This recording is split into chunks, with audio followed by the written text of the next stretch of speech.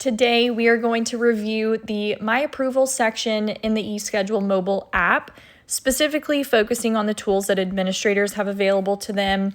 But really, this My Approval section is a place where all users can go to manage their approvals, such as bid requests, PTO requests, and swap and cover requests.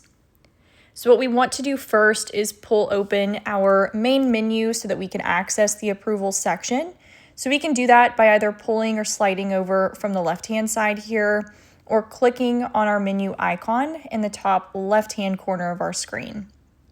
We'll click My Approvals, and we're going to see 3 reports available to us. We're going to look at that bid report first.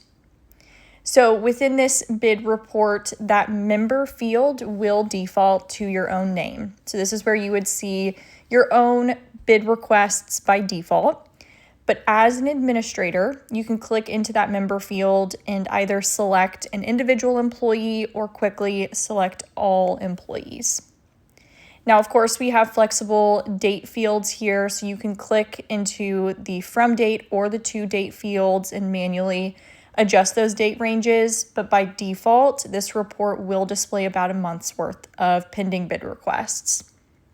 Now, that status is going to default to pending, so that you can see what requires or needs your approval. But of course, we can also change that status field if needed, so you can always go back and look at previously accepted, rejected, or even canceled requests. So we can see a handful of pending bid requests here. At a first glance, we're going to see the date of the shift, the time of the shift, and then of course the name of the employee who has submitted this request.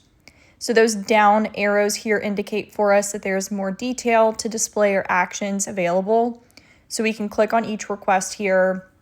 We can confirm the name of the shift and the position, the employee's full name. We know the status is pending. We would see any notes that the employee has left for us as well. And then in that scheduler comments field here, we can type to add our own notes to then send back to the employee when we accept or reject the request. So to the left of that orange Go button, we see that Select Status field. So this is where we're going to be able to choose whether to accept or reject the request. And then finally, we will click that orange Go button, and you should receive confirmation in green at the bottom of your screen once you've successfully accepted or approved a request.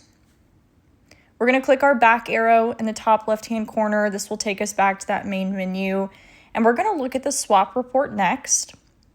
So just like with the bid report, that member field is going to populate or default to your own name, but administrators can always click into that member field and make changes as needed.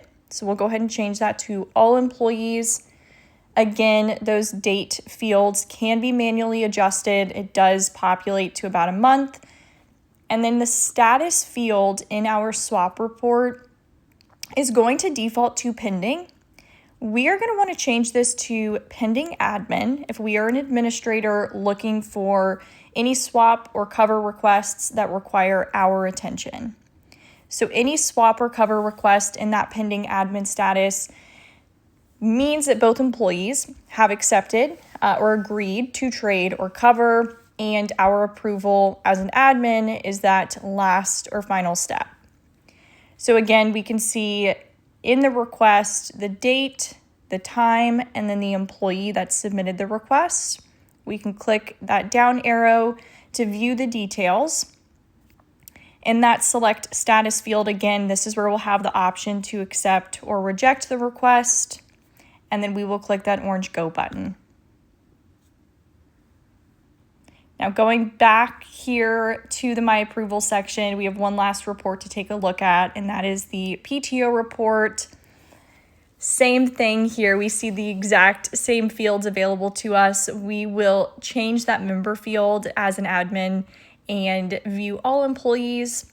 We can adjust the date in that status field.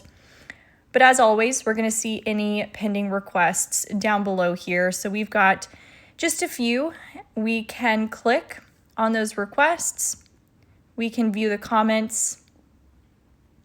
And then, of course, select to either accept or reject that request. So we'll go ahead and hit go here. Now, in the PTO report, what just happened was we've approved David Brown's request. So those hours have been deducted from his balance. We've got record that we've approved time off on this date, but David is still scheduled to work on this date. So this is where we have the option to either leave David on his scheduled shift or go ahead and remove him so that we can get that shift covered. So if we would like to remove David, we're going to select his shift. And then we might also check this notify members of open shift box and then click the sign off button. This will remove David from his shift while also notifying all of our employees who are cleared that this shift is now open and that we are looking for coverage. And that covers it for that My Approval section. As always, if you have any questions or need support, please do not hesitate to reach out to us. We are always more than happy to help.